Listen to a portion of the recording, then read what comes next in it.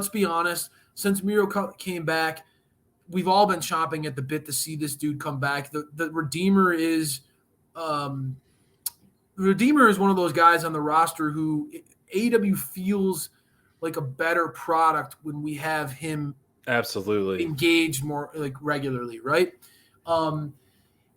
Talking just fresh off the heels of talking about Dax, about how like real it feels when he's in the ring. Miro like feels like one of those guys who legitimately looks like he could beat the shit out of pretty much anybody. Like, I mean, someone you don't want to come across in the back alley. You know what I mean? Like in AEW has a wide variety of body types, but Miro feels like one of those guys where it's like, okay, that's a pro wrestler. Yeah. That guy looks like he could beat somebody up big. You know what I mean? Like, so Miro is, and when he with this whole gimmick that he's got with the Redeemer, it's working. It's just money. He's razor focused, and I love that because especially with how he debuted. You and I remember going back and listening to some of our stuff. Oh my gosh, with the video games and how, and again, Miro's got charisma for days, but for him to be able to harness it and mold it into this gimmick of the Redeemer, of this persona of the Redeemer, where he is just like, he's on a warpath and it doesn't matter who comes in his way. I love it.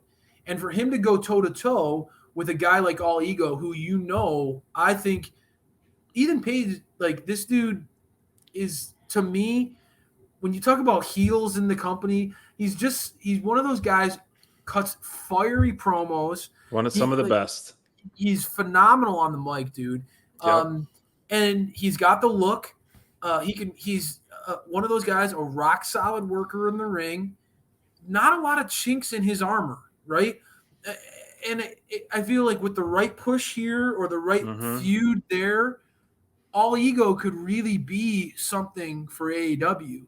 And there have been moments where during Scorpio Sky's TNT title reign where I'm like, man, just imagine if Ethan Page was the champ, because it feels like he's overshadowed Scorpio Sky at times during their partnership, because he's got this big over the top personality. He's got this confidence, this swagger.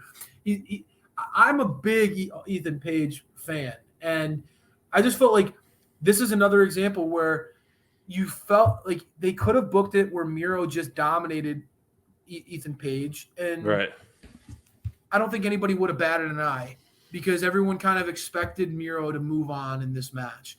But I liked seeing Ethan Page get opportunities to get some offense in.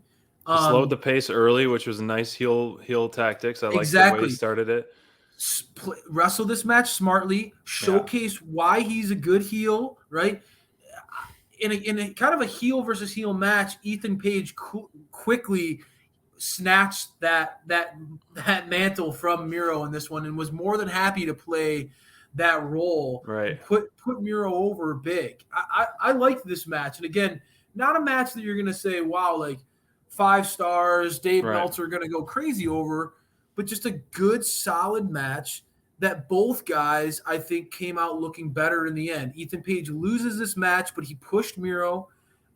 He was able to get in some of his spots, and Miro gets a win over a guy who I feel has been established as a credible guy on the roster. So heading in, again, this All-Atlantic tournament so far, Who do you got next? They're hitting a Miro home run. Or Pac? I mean, they're hitting, dude.